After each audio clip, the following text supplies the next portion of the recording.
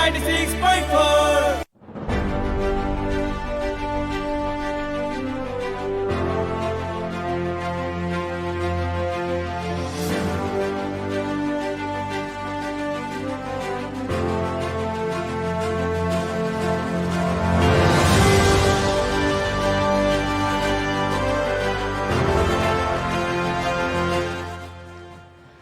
नमस्कार और प्रणाम तमाम भोजपुरी श्रोतालों के रेडियो सानवी 96.4 मेगाहर्ट्ज के तरंग में तरंगित होके वाला कार्यक्रम आमने सामने के दंगल में आज से हम फिर से मनोज पटेल हाजिर हो गए बानी। आज के बतकही में भी हमनी देश और समाज के विषय में बातचीत कर रहा बानी और खास करके जाड़ा अवस्था में और स्थानीय सरकार एगो जौन हमनी के सरकार कहल जाला कि हमनी के सरकार हमनिए के घर आंगन में आ गई बा, घर आंगन में रह के काम कर रहा बा। तो एगो स्थानीय सरकार के प्रमुख संगे हम बातचीत करे के आज प्रयास कर रहा बानी। स्थानीय सरकार के प्रमुख के एगो हर किस्म के दायित्व समाज के विकास से लेके समाज के शिक्षा, स्वास्थ्य और अन्य सांस्कृतिक विकास के खातिर भी और जगेरना के खातिर भी और जौन चीज वहाँ लोप हो रहा बा ओकरा के भी बचावे के भी खातिर हर चीज के मठ मंदिर पार्टी पौआ जितना भी स्रोत साधन सब बा उस सब स्रोत साधन के परिचालन करे के भी, रेख देख करे के भी, संरक्षण करे के भी सारा चीज के जिम्मेवारी स्थानीय सरकार के कांध में आयल बा। हमनी के देश के कानून एकरा के गारंटी कर दिले बा स्थानीय स्वायत्त संचालन अंतर्गत। तो का कर रहल बानी स्थानीय सरकार लोग अभी जाड़ा के मौसम में बा। जाड़ा के मौसम में जनता के ओढ़े खातिर कपड़ा मिले सके ना सके वाला अवस्था बा। ई अवस्था में स्थानीय सरकार से अवश्य गरीब लोग के कुछ मुहैया हो रहा बा कि ना हो रहा बा, कपड़ा लगायत के सामग्री सब इहो सब विषय पर हमनी बातचीत कर रहा बानी। आज कार्यक्रम आमने सामने के बतकही में हमरा संगे बानी पकहा मैनपुर गाँव पालिका के अध्यक्ष विजय चौरसिया जी। सबसे पहले अध्यक्ष जी के हम कार्यक्रम में स्वागत करे के चाहेम। विजय सर अपने के कार्यक्रम में स्वागत बा। बहुत बहुत धन्यवाद अपने के, बहुत धन्यवाद। अध्यक्ष जी हमनी के देश के राजनीतिक अभिन्न ऐसन मोड़ में बा कि तराई में, पहाड़ में, हिमाल में चारू ओरी एकदम ठंडा बढ़ गई बा गस के। यहाँ कुहा हुसू लागल बा, हिमपात गिर रहल बा हिमाल में। लेकिन देश के राजनीतिक अवस्था अभी गरम बा। अपने एगो स्थानीय सरकार के प्रमुख बानी, देश के राजनीतिक अवस्था के साथ साथ अपन जनता के भी अपने ठंडा के मौसम में कैसे ख्याल कर रहा बानी? देखल ना हमनी के जिला विपद व्यवस्थापन समिति के बैठक दू महीना अगाडि 2.5 महीना भइरहे। जी जी। जिला में भी हमनी के पहिलका साल भी 3-3 लाख रुपया शायद दिले रहनी सन कि 3-3 लाख रुपया दिले रहनी सन जी जी। विपद व्यवस्थापन करे खातिर। लेकिन अभी तक ओकर कोनो विपद के व्यवस्थापन ना होके सकल, पर साल भी ना भइल। आ यसो भी हमनी के जौन हमनी के टेंडर निकाले खातिर कमर उमर किने खातिर उमे के हम भी एगो सदस्य रहनी है, तो हमनी के जाके सब देख हो के भइल कि जल्दी काम कर दिया है। लेकिन अभी भी जिला से कोनो व्यवस्थापन ना होके सकल। फिर भी हमनी के अपना गाँव पालिका से जी जी हमनी के 5 लाख रुपया के कम्बल कीन के और वार्ड अध्यक्ष लोग भी थोड़ा थोड़ा मैंने पैसा छुटिया के 1 लाख 1.5 लाख रुपया के कह के हमनी के कमर वितरण कैनी सन। जंगे हमनी के 3 नंबर में कमल वितरण हो गई बाटे, 4 में भी यदि करे अपने के धोरे 1 नंबर वार्ड में हो गई बाटे।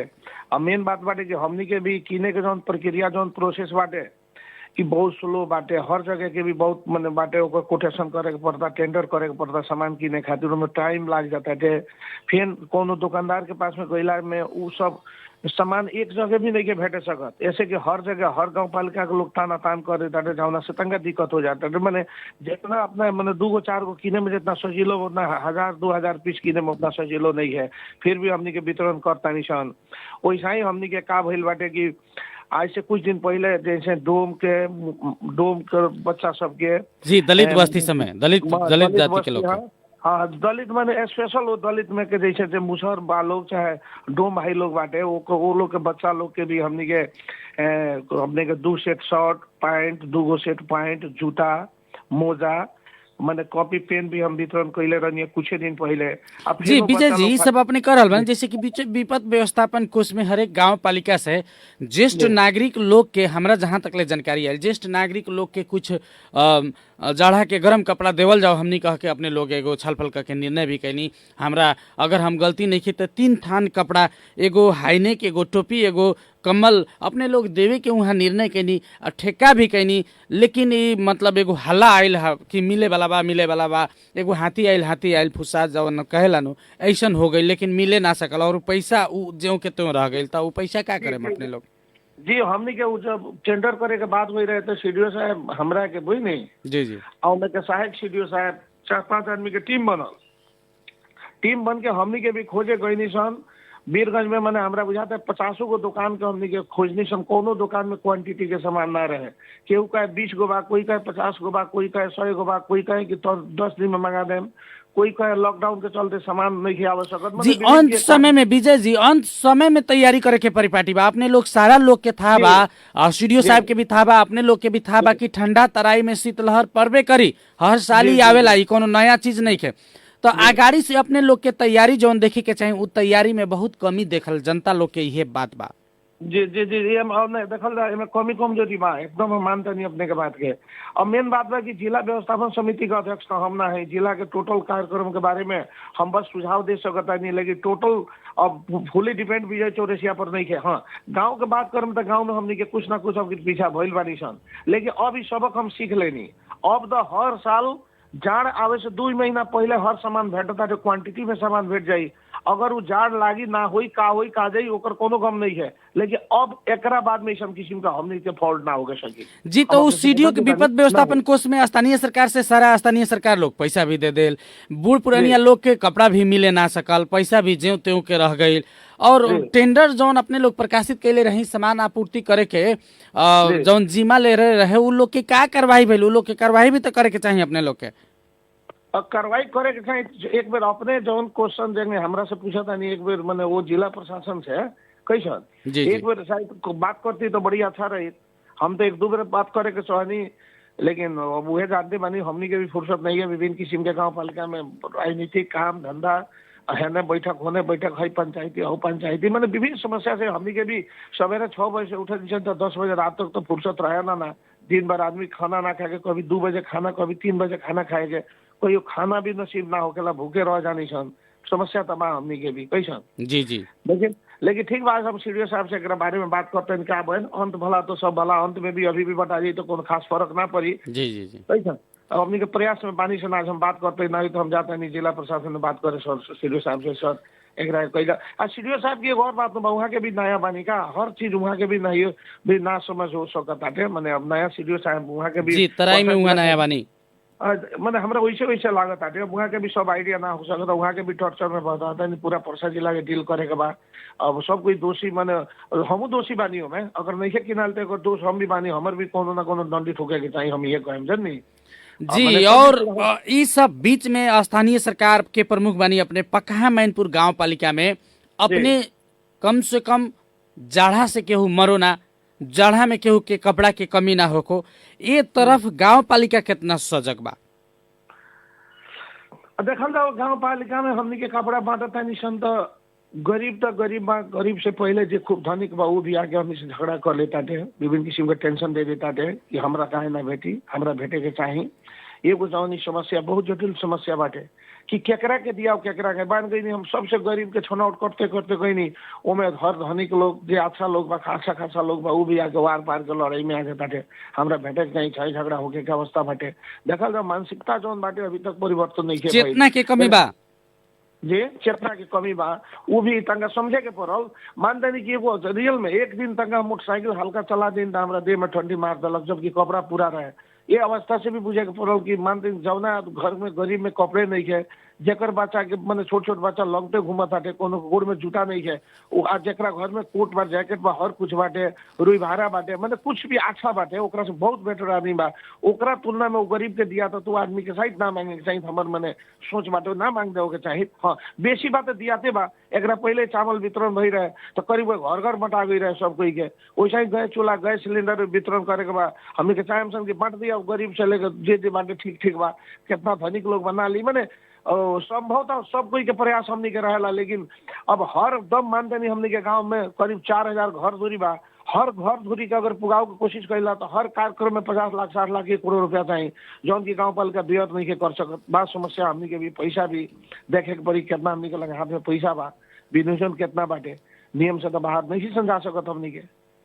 जी विजय जी इस सब बीच भी पकहा मैनपुर गांव पालिका के अन्य जौन विकास के शिक्षा स्वास्थ्य के विकास में जोड़ हुई उ अपने लोग नहीं देवे सक रहल कह के बार बार बात आवेला। एकरा अलावा समय समय में अध्यक्ष और उपाध्यक्ष के टसल कर्मचारी और जनप्रतिनिधि लोग के टसल अपने के गांव पालिका में देखते आयल गइल बा। हमनी समाचार में सुनते आ रहल बानी। पछिलका 1-2 दिन पहले भी अपने के गांव पालिका में भारी भरकम विवाद आयल। ई का है विवाद? हाथ पांत भइल जनप्रतिनिधि लोग के तरफ से कर्मचारी लोग के बात आयल। तो काहे ई कर्मचारी लोग और जनप्रतिनिधि लोग में ऐसा टसन चल रहा बा अपने के गांव पालिका में? देखल पहले हम शिक्षा के बारे में कहें। अपने एक बेर हम कहें कि अपन टीम लेके चाहे रोआ आई एक बार हमनी के गांव पालिका में आके शिक्षा का अवस्था देखी तो कहा मैनपुर स्कूल हमनी के वो माने बुझ जाए कि पूरा गांव पालिका के नाच बाटे वही जनो उच्च बा भी चलता थे 12 कक्षा तक चलता थे। एमे के हर चीज के हम सुधार कर दल बानी। भवन से लेके बैठे के बेंच से लेके माने पानी खाने पानी माने हर कुछ के हम फुली व्यवस्था कर दिल बानी। ऑफिस के व्यवस्था लड़का लोग के बुक के कमी रहे तो जितना बुक कमी रहे वो बुक भी अभी किनवा के मंगैनी है। 10+2 में भी लड़का लोग कहता कि हमने के लाइब्रेरी चाहिए तो वो के भी 10+2 के फुल बुक किने के हम प्रोसेस में चल गए बानी। सैनिटाइजर से लेके सैनिटरी पैड के बबी सब बहन सब खातिर सैनिटरी पैड से हर चीज के व्यवस्था कर दिल बानी। हाथ धोए से साबुन से लेके हर कुछ के व्यवस्था बते है बेरा। ओकरा बाद में शिक्षक लोग के साथ फुली 10 बजे आके 4 बजे ही जाए के बाद फुली टाइट हो गए। बाउंड्री घेरवा देनी, भौतिक संरचना बनवा दिल बानी। माने एकदम माने अब देखल ना पहले से जो बिगड़ल चीज बा ओकरा के सुधारे में तंग टाइम तो लागी लेकिन हमरा बुझाई में 90% सुधार गइल बा। 10% अगर कमी कमजोरी बा तो ओकरा के भी व्यवस्थापन करे सन। हर रूम में हमने के सीसी कैमरा के व्यवस्था लागत आटे हमरा बुझाता आज फाइनलाइज हो जाइए। हर कक्षा में सीसी कैमरा लगाओ 30-35 को सीसी कैमरा मुचवाई में लगाओ तानी और पूरा कनेक्टिविटी अपने गांव पालिका में रह के एगो आदमी के दिन भर बैठा के वही जनवे हेड सर के एगो आदमी के रह के दिन भर बात कराओ कि पढ़ाई अच्छा होता कि ना होता।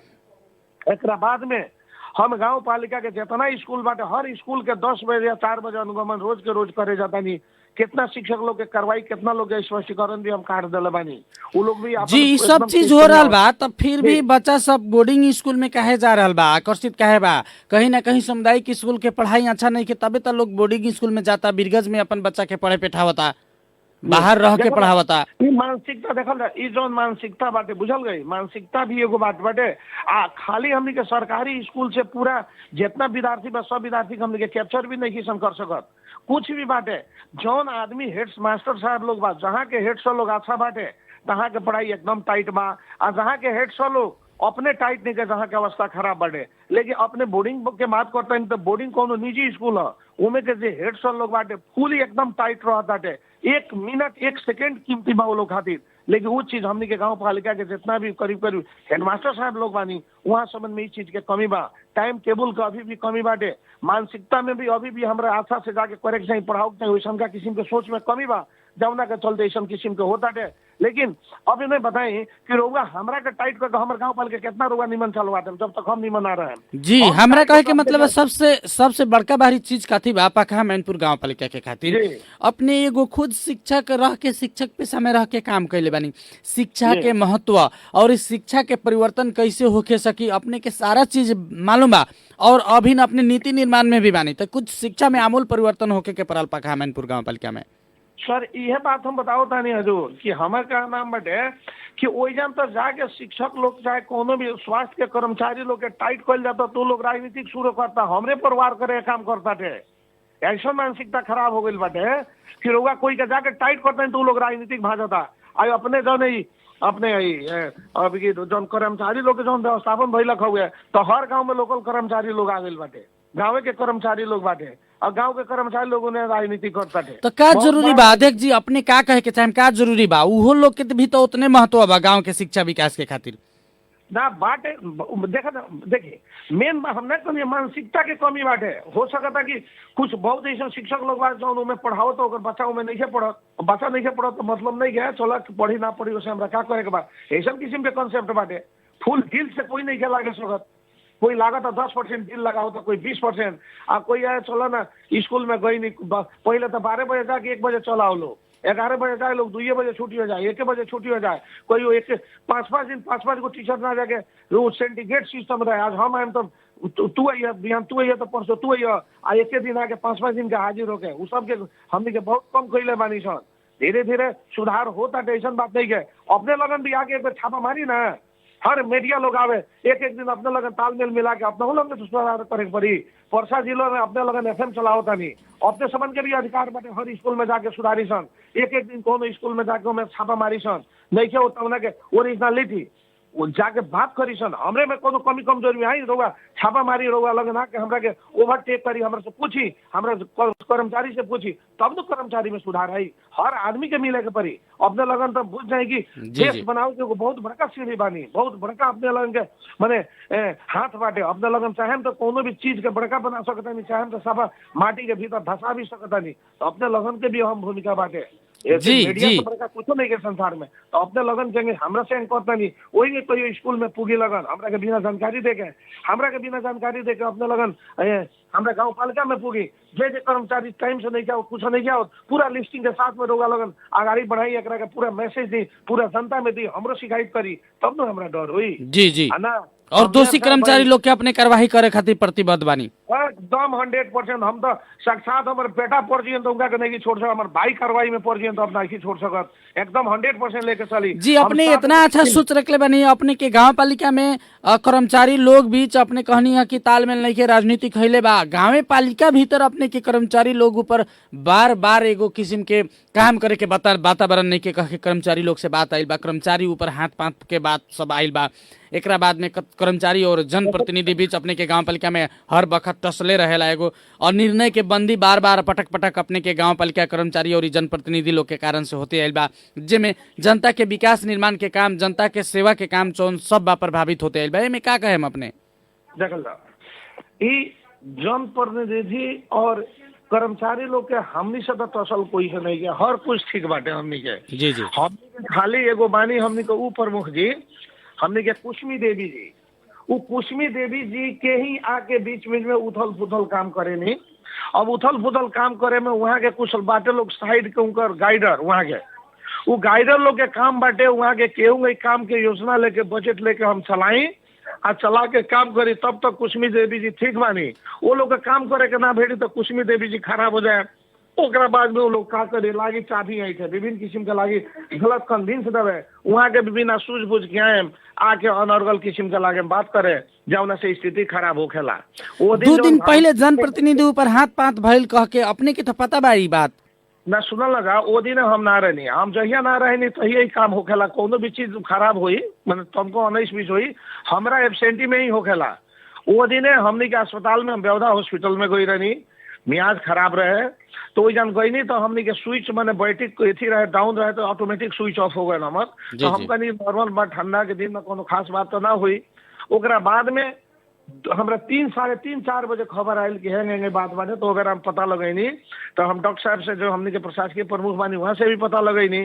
तो प्रशासकीय प्रमुख जी के का भइल कि वहाँ के हमनी के पहले से विकास के बात बाटे, तब वहाँ के भी बजट पहले चलावत रहनी है, 2 साल वहाँ के बजट चलैनी है। अब बजट वहाँ का चलावतो बानी, अब अदालत में मुद्दो करता नहीं, अख्तियार में मुद्दो करता नहीं, पत्रकार सम्मेलन करके विजय चौरसिया चोर और भ्रष्टाचारी है ये सब कहतो बानी, और वहाँ का बजट चलावता नहीं। हम भ्रष्टाचारी हो गई नहीं, वहाँ के बजट चलावता नहीं, तो वहाँ के सबसे निमन बानी लगन वहाँ से वहाँ के कोनो उतना सच्चाई के कोनो दुनिया नहीं है। तो का भाई लेकर मतलब कर्मचारी लोग के जनप्रतिनिधि लोग हाथ पात कर दी ना ना सुनी ना हमारे बात सुनल ना जाओ, हम ऊपर पुगता नहीं अभी। तो वहाँ के एक आई नहीं आया के वहाँ के बताई अपांग के कार्ड 3.5 बरस हो गए, 4 बरस हो गए वहाँ के संयोजक बनी, आज तक अपांग के कार्ड ना बनल। अपांग के लोग जाकर कार्ड बनाओ वो लोग जाके हमारा घर में 2 दिन 3 दिन 50 को लोग हमारे घर घेर ताटे। वहाँ के कहल जाए चली ना ऊपर मुख जी बैठक में, वहाँ के एक दिन कोनो बैठक में आज तक नहीं आयल, कार्यपालिका में एगो बैठक में नहीं की, गाँव सभा में कोई नहीं आयल, गाँव सभा में हाई जे कह के बिठोले के भी पटक पटक काम कई नहीं। हम भ्रष्टाचारी है कह के अदालत में मुद्दा भी पड़ल बा, सीडीओ में ककर मुद्दा पड़ गई। ये बताई कि अपने कोनो बैठक में ना कोनो निर्णय में ना गाँव के न्यायिक समिति रोगा ना चलाएम, कोनो कामे ना करेम, तो अपने के बोले कहाँ पूछल जाये, काहे हम पूछे जाए रोगा के, कोनो काम रोगा से ना हुई तो काहे पूछे जाए। वही सिलसिला में वहाँ के आई आगे कहता नहीं कि हमारे बजट रहा वो पुरानका बजट जौन की बजट हट जाला, नया पहिलका बजट जौन बा नया सेशन में आई तो नया रेट बुक बनेला तो बजट का हटा दिया दोसर बजट बन जाला, यह नियम हो गए।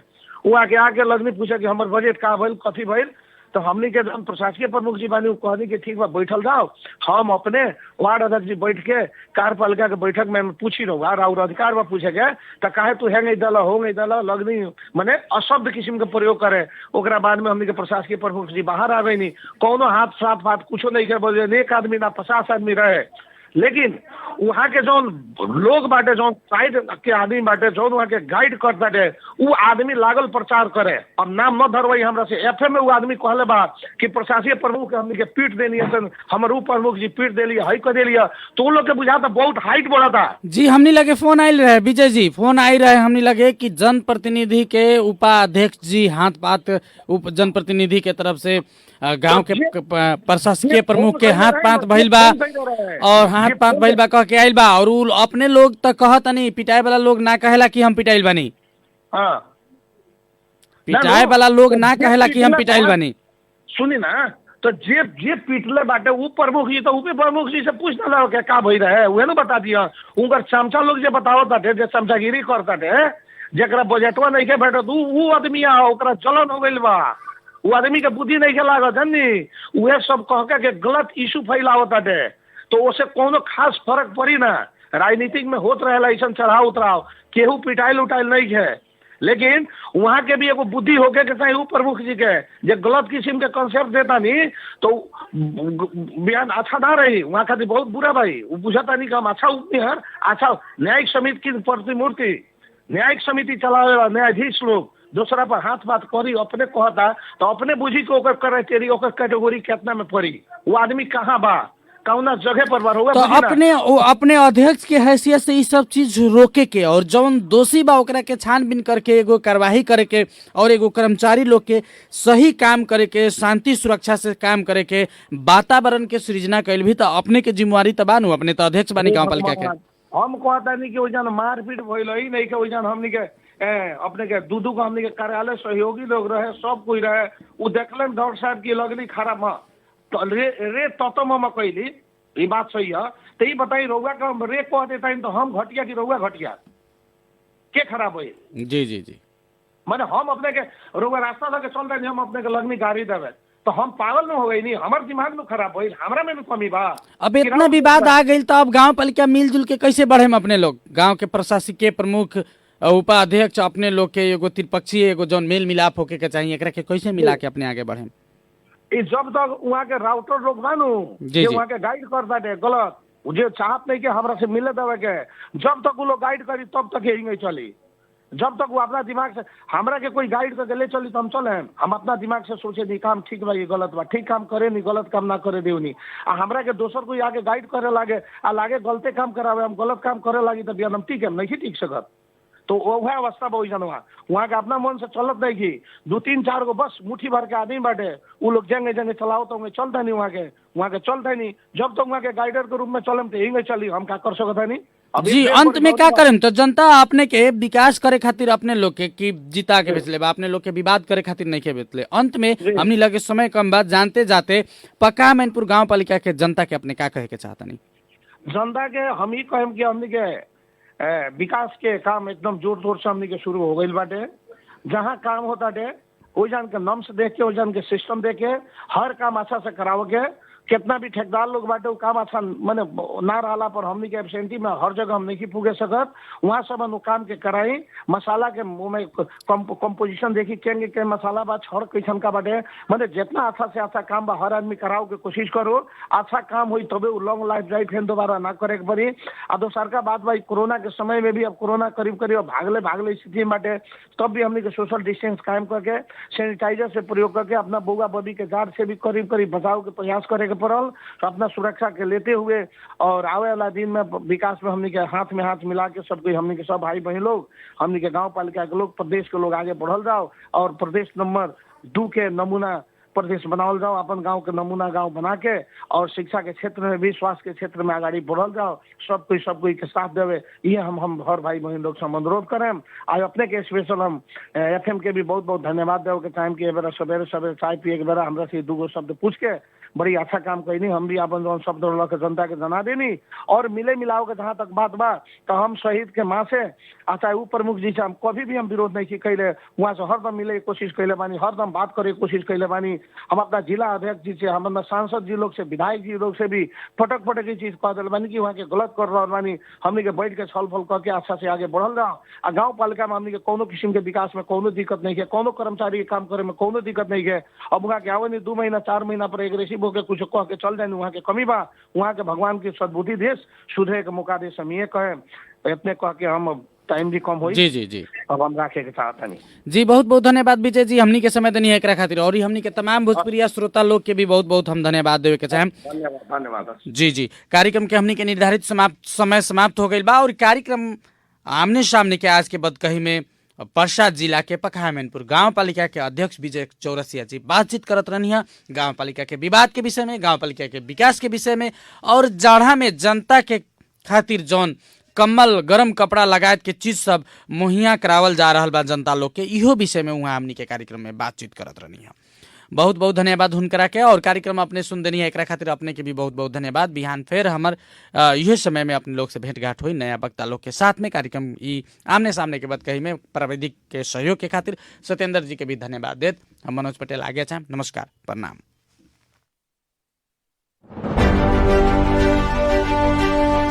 गाउँ सहर सारा गुन्जाउने यो हो radio Sanvi 96.4। Radio Sanvi time check अहिले 8 बजेको छ।